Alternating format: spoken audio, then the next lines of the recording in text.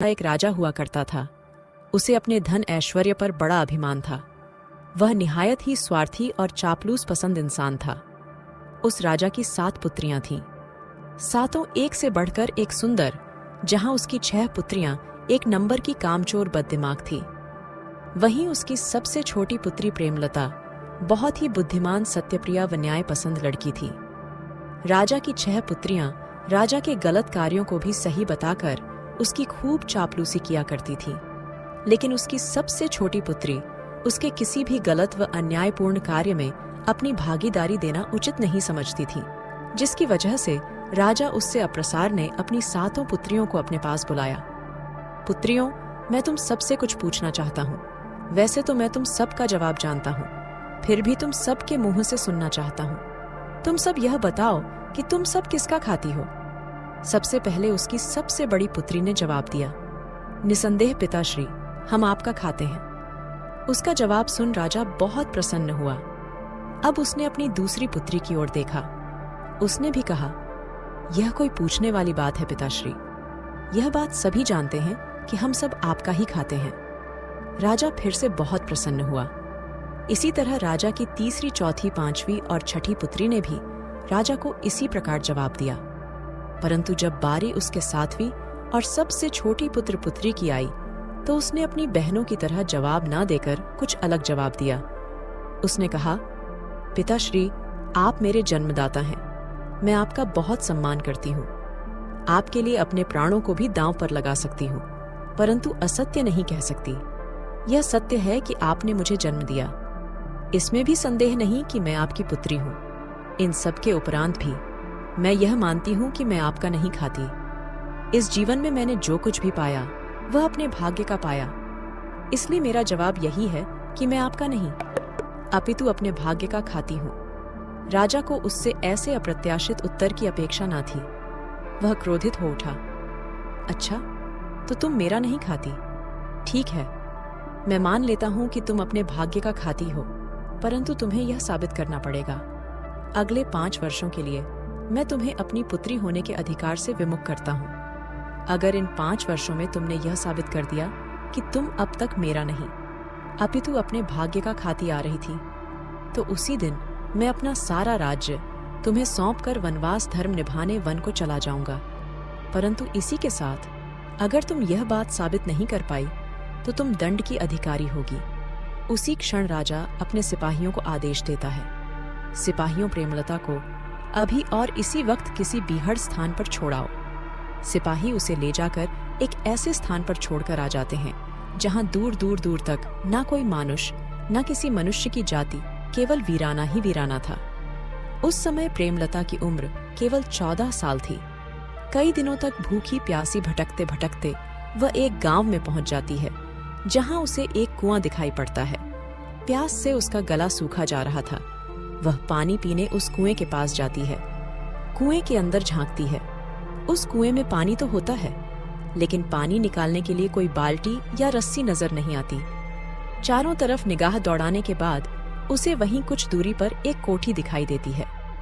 वह उस कोठी की तरफ जाती है, लेकिन कोठी पर एक बड़ा सा ताला लगा देख निराश हो उठती है। आसपास कोई दिख भी नहीं रहा था जिससे वह सहायता ले सके। प्यास के मारे उसके प्राण सखते जा रहे थे।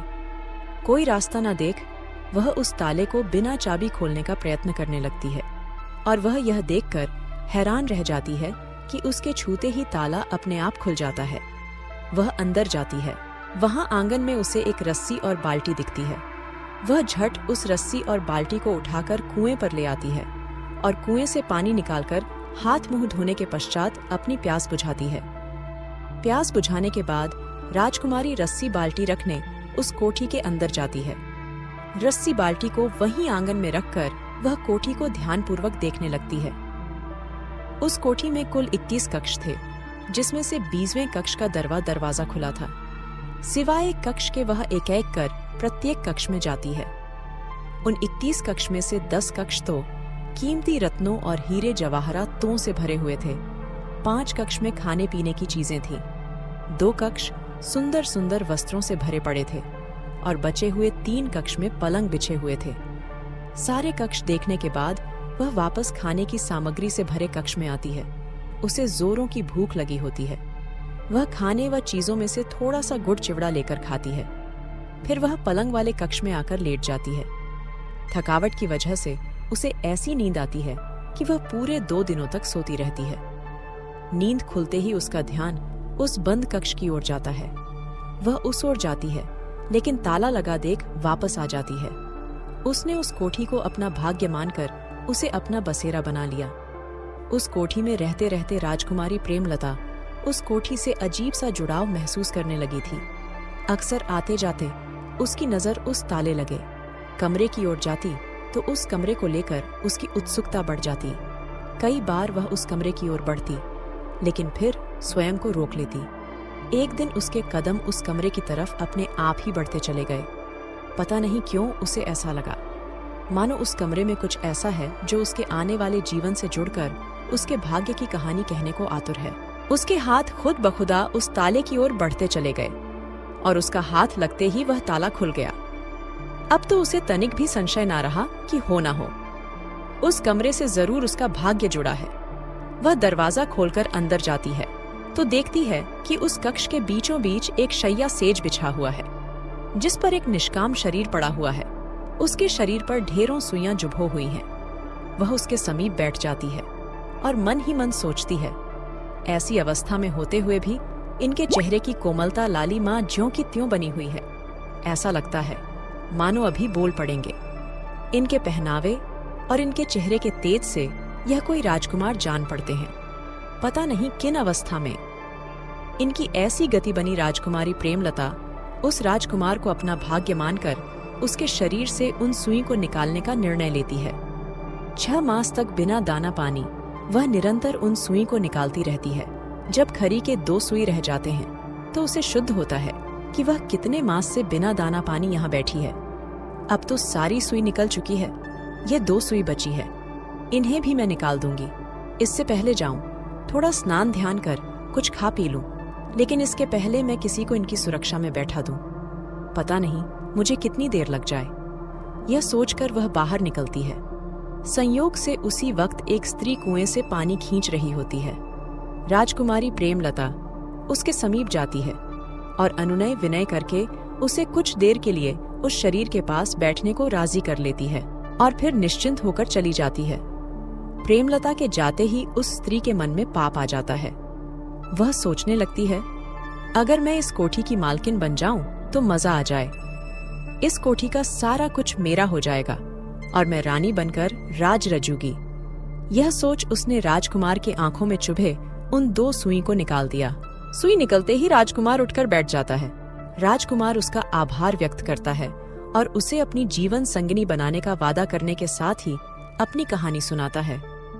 राजकुमारी प्रेमलता कुछ समय पश्चात जब वापस आती है तो यह देखकर प्रसन्न होती है कि वह जिस निष्काम शरीर को उस स्त्री के देखरेख में छोड़कर गई थी, वह एक हंसते खिलखिलाते स्वस्थ रूपवान नवयुवक में बदल चुका है।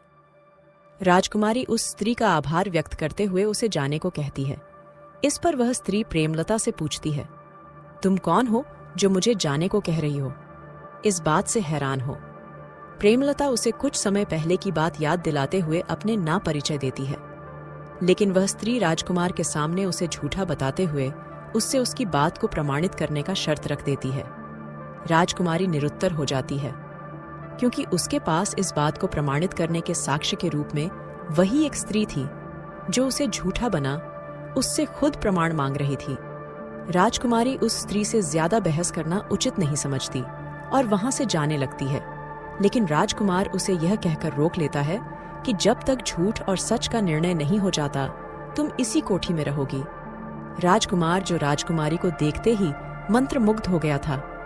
पता नहीं क्यों राजकुमारी की बातें उसे सच्ची लग रही थी, लेकिन कोई प्रमाण न होने की वजह से वह उस स्त्री को पूरे तरीके से झूठ ला भी नहीं सकता था। राजकुमार असमंजस में पड़ा हुआ था। क्या करें, कैसे सच और झूठ का निर्णय करें? इसी कसमसाहट में वह अपनी सारी रात गुजार देता है। कोई रास्ता सूझता न देख वह राजकुमारी से अकेले में मिलकर उससे बात करने का निर्णय लेता है। सुबह होते ही उसकी निगाहें राजकुमारी को ढूंढने लगती हैं, लेकिन राजकुमारी कहीं नहीं दिख रही थी। वह हर उस जगह राजकुमारी को तलाशा आता है जहां वह हो सकती थी, मगर वह नहीं मिलती। राजकुमार बेचैन हो जाता है। उसे इतने दिनों में राजकुमारी से एक आत्मिक जुड़ाव सा महसूस होने लगा था। उसे यह सोचकर पश्चाताप होने लगता है कि कहीं राजकुमारी की बातों को ना मानकर उसने कोई गलती तो नहीं कर दी। वह विचार कर ही रहा होता है कि उसकी नजर राजकुमारी पर पड़ती है, जो कि बगीचे में फूल तोड़ने गई थी।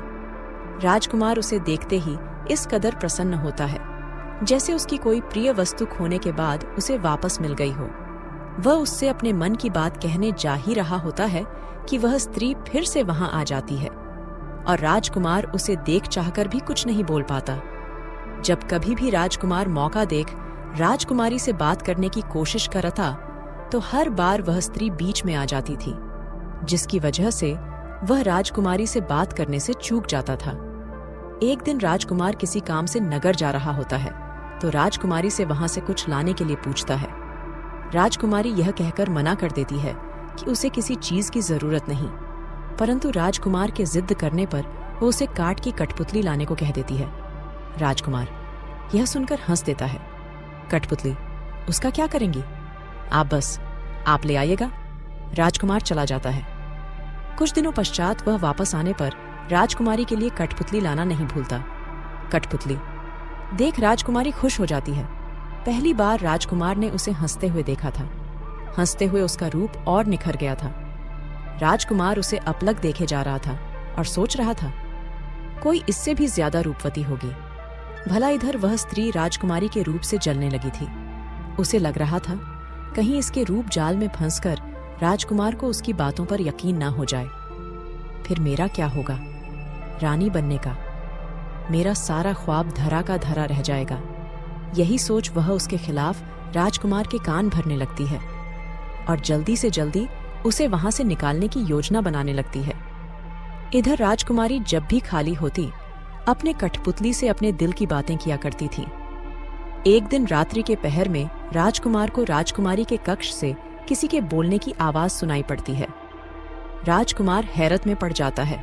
उत्सुकता में राजकुमार उस कक्ष के दरवाजे के पास कान लगाकर सुनता है तो वह राजकुमारी की आवाज होती है, जो कठपुतली को अपनी और उस स्त्री की बातें बता रही होती है।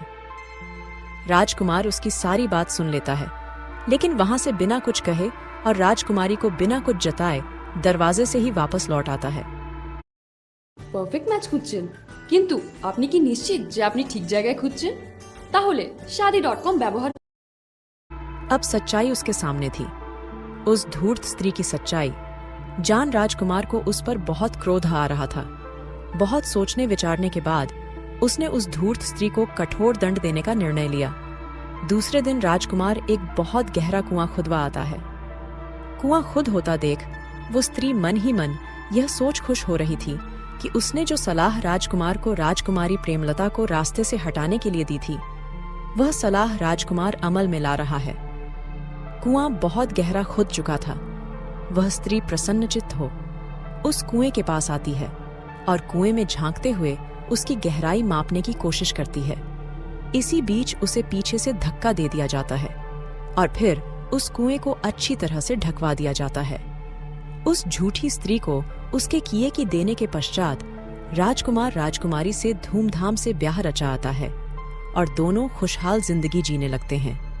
एक दिन राजकुमारी ने राजकुमार से उसके शरीर पर गुदे सुइयों का राज जानना चाहा, लेकिन राजकुमार को कुछ याद ही नहीं था, सिवाय इसके कि एक स्त्री होगी जो तुम्हें इस श्राप से मुक्ति दिलाएगी और वही तुम्हारी जीवन संगिनी भी बनेगी। वह श्राप मुझे क्यों और किन स्थितियों में मिला, मुझे कुछ स्मरण नहीं। राजकुमार का जवाब सुन राजकुमारी चुप हो जाती है। कुछ समय पश्चात राजकुमारी और राजकुमार वन विहार पर निकलते हैं और शाम हो जाने के कारण वह रास्ता भटक जाते हैं। चलते चलते उन्हें एक गुफा से कुछ प्रकाश आता दिखाई पड़ता है। अंधेरा हो जाने के कारण वह रात उसी गुफा में गुजारने का निर्णय लेते हैं। वैसे भी उनका रात को इस तरह खुले में रहना खतरे से खाली नहीं था। वह उस गुफा के अंदर प्रवेश करते हैं। अभी वह कुछ कदम की दूरी पर ही बड़े होंगे कि उनके कानों में एक आवाज आती है, आओ रानी। रूपमती और राज